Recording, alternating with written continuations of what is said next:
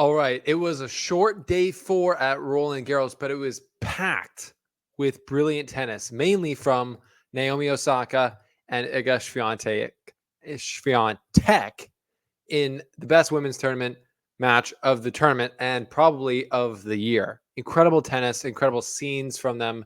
The two, the two most winning major champions in the women's draw going at it in round 2. Incredible match. We'll get into what happened. We'll also recap the other matches that went down on a rainy day 4 in Paris. We'll have a lot of matches tomorrow to make up for the rain today, but we're going to get into it and give you the slice because that's what you're here for.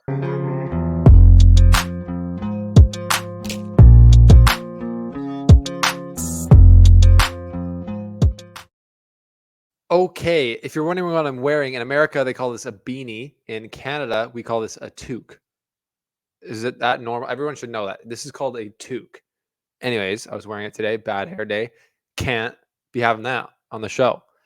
Anyways, to more important things. Naomi Osaka almost shocks Iga in round 2. I mean, I tuned into this match, I will admit, at the beginning of the third set, where Osaka had just given Iga a breadstick, and then it got to 4-1 in the third set. Osaka being up on Iga. And now, obviously, there's so many storylines going into this match. Iga is the queen of clay, unbelievable, on top, has won every tournament coming into Roland Garros, and has won this tournament multiple times.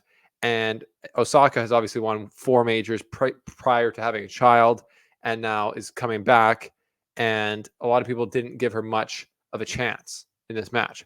But when she came out, loses the first set, comes back in the second set, loses the first set in a tiebreaker, comes back in the second set, wins it easily, and then literally has Iga looking rattled. Like, I haven't seen Iga look that rattled in a while, and she looked like she was completely unhinged. Osaka was smashing winners from, it seemed like, wherever she wanted, hitting the ball massive, hitting through Osaka like we've never seen, hitting through Swiatek like we've never seen anyone do on the clay, really.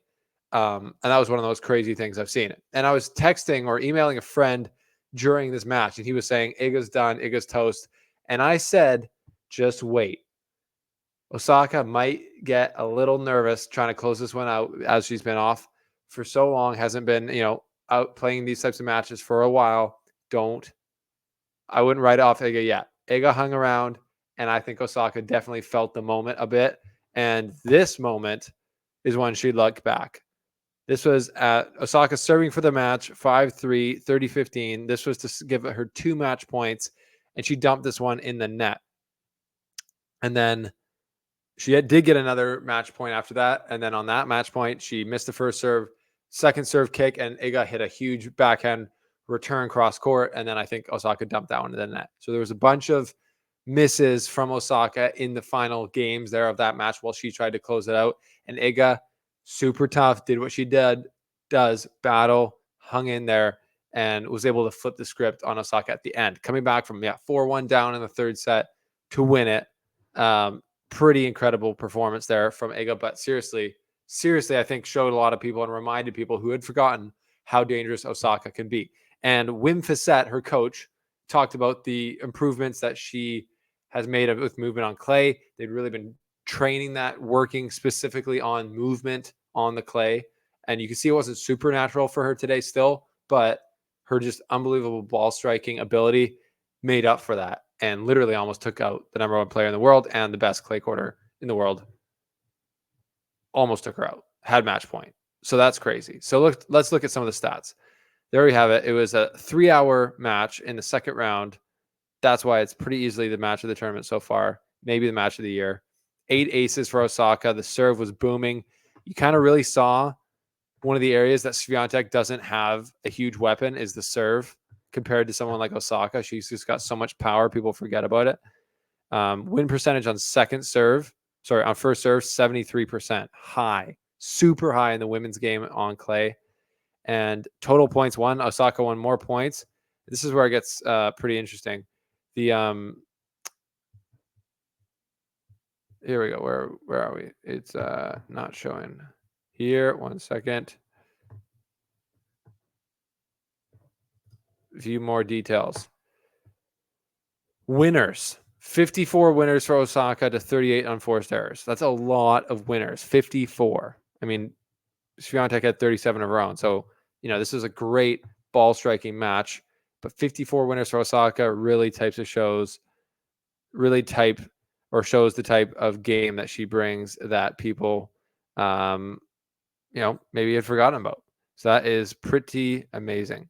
Yeah. What a match. What a performance from Osaka. What do you guys think? Leave your comments down below. Did that impress you from Osaka?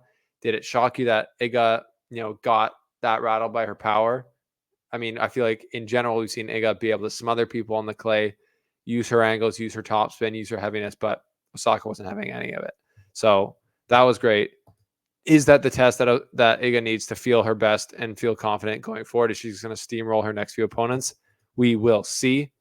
In other results on day 4, there wasn't many matches that actually happened. We had Sofia Kenin take out Caroline Garcia. That's big for her, 6-3, 6-3. We had Alcaraz win in 4 sets, dropping a set to Jesper de Jong. So that was 3 hours. That was a little bit more time on court for Carlitos, and he's going to want to watch that. You lose a set, it's not a big deal, but he doesn't love that. I'm still not convinced that he's fully healthy, and the less time on court he can have, the better for his chances here, I would say for sure. Swiatek takes out Osaka. We talked about that. Sinner handles Gasquet. No question there. No worries there. And then Tsitsipas gets through in 4 as well. Also dropped a set in the tiebreaker. Altmaier is a good player on the clay. So 2 hours, 43 minutes. Not too bad. He'll be happy with that. Jabeur gets through Rosario. Rublev gets through Pedro Martinez, and Coco Gauff gets through Zidansek, and Wawrinka loses to Kotov.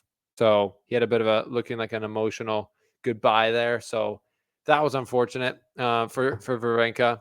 Looking ahead to day 5, there's a ton going on. We got Sabalenka in action, Svitolina, Djokovic, Musetti on Chatrier. And then we got a ton of makeup matches. We got Shapovalov playing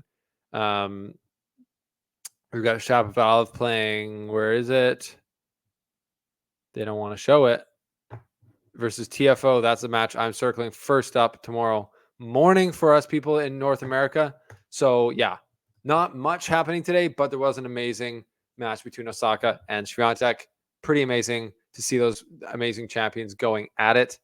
And, yeah, I look forward to seeing Osaka back at full strength at the US Open, where she kind of said she was targeting that in her comeback. And then I guess at the end of the match, it was cool to see her talk about, especially after her kind of snafu a few years ago at the French Open here, where she basically, didn't want to talk to the press, and it was super awkward. And then she kind of went through a tough time after that.